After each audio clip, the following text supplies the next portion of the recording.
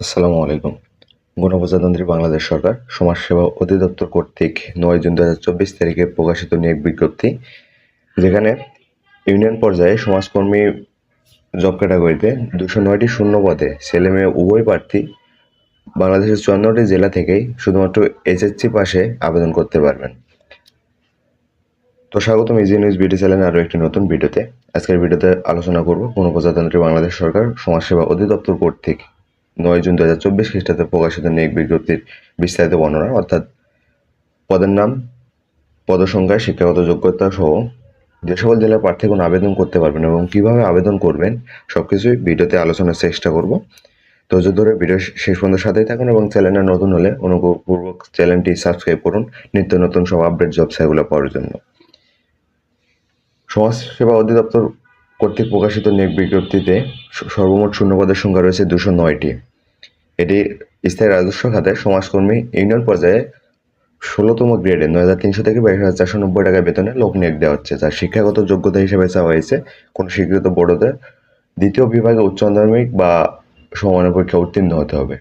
এছাড়াও বিভাগীয় প্রার্থীদের ক্ষেত্রে বয়সসীমা ৩৫ বছর পর্যন্ত শিথিলযোগ্য, তবে সাধারণ প্রার্থীদের বয়স ১৮ থেকে ৩০ বছর। তবে বীর মুক্তিযোদ্ধার পুত্র কন্যাগণের ক্ষেত্রে বয়সসীমা ১৮ থেকে ৩২ বছর।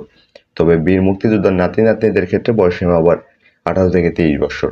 শারীরিক প্রতিবন্ধীদের ক্ষেত্রে বয়স ১৮ থেকে ৩২ বছর। বয়স প্রমাণের ক্ষেত্রে কোনো প্রকার এফিডেভিট গ্রহণযোগ্য হবে না।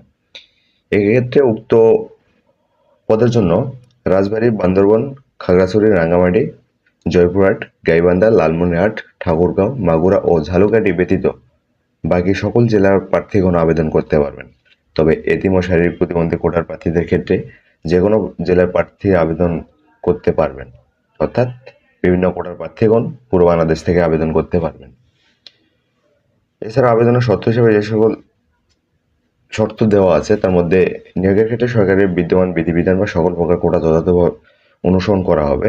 এছাড়াও আবেদনকারীকে মৌখিক পরীক্ষা গ্রহণের সময় যে সকল কাগজপত্র মূল কপি প্রদর্শন করতে হবে এবং প্রথম শ্রেণী গ্যাজেটেড কর্মকর্তা কর্তৃক সত্যায়িত অনুলিপি জমা দিতে হবে।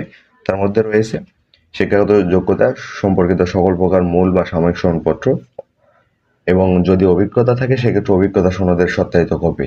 এছাড়াও জাতীয় পরিচয়পত্র, জন্ম নিবন্ধন সনদের সত্যায়িত কপি। সংশ্লিষ্ট ইউনিয়ন পরিষদের চেয়ারম্যান, পৌরসভার মেয়র অথবা সিটি কর্পোরেশনের ওয়ার্ড কাউন্সিলর কর্তৃক প্রদত্ত নাগরিকত্ব সনদপত্র। এছাড়াও প্রথম শ্রেণী গ্যাজেটেড কর্মকর্তা কর্তৃক নাগরিক চারিত্রিক সনদপত্র।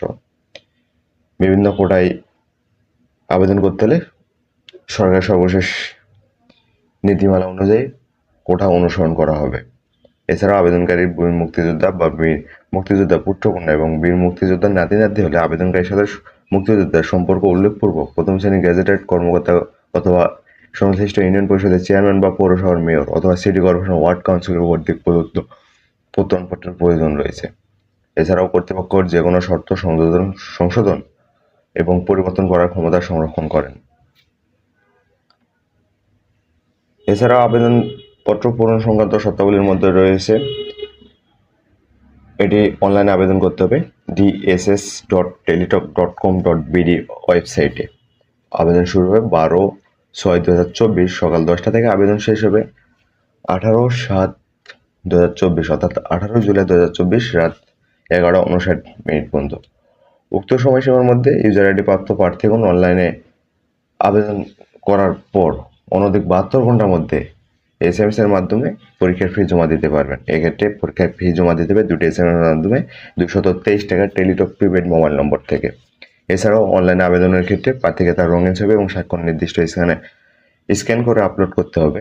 এছাড়াও সকল তথ্য অবশ্যই 100% সঠিক হতে হবে এবং সর্বশেষ প্রার্থী অ্যাপ্লিক্যান্টস কপি পরীক্ষা সংক্রান্ত যে কোনো প্রয়োজনে সহায়ক হিসাবে সংরক্ষণ করতে হবে। এছাড়াও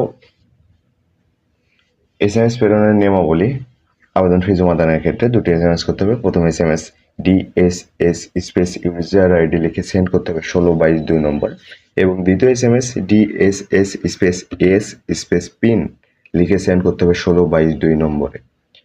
এবং প্রবেশপত্র প্রাপ্তির বিষয়টি dss.teletalk.com.bd অথবা DSS ওয়েবসাইট www. dss.gov.bd ওয়েবসাইটে এবং প্রার্থীর মোবাইল ফোনে শুধুমাত্র যোগ্য প্রার্থীদের ক্ষেত্রে যথাসময়ে জানিয়ে দেওয়া হবে। এছাড়াও অনলাইনে আবেদনপত্রে প্রার্থীর প্রদত্ত মোবাইলে ফোনের পরীক্ষা সংক্রান্ত যাবতীয় যোগাযোগ সম্পন্ন করা হবে। বিদায় উক্ত নম্বরটি সার্বক্ষণিক সচল রাখা, SMS রিড করা এবং প্রাপ্ত নির্দেশনা তাৎক্ষণিকভাবে অনুসরণ করা আবশ্যক। তো ধন্যবাদ সবাইকে সাথে থাকার জন্য, নিত্য নতুন সব আপডেট জব সার্কুলার পাওয়ার জন্য ইজি নিউজ বিডি চ্যানেলের সাথেই থাকুন। আসসালামু আলাইকুম। Thank you for watching. Please subscribe for more update.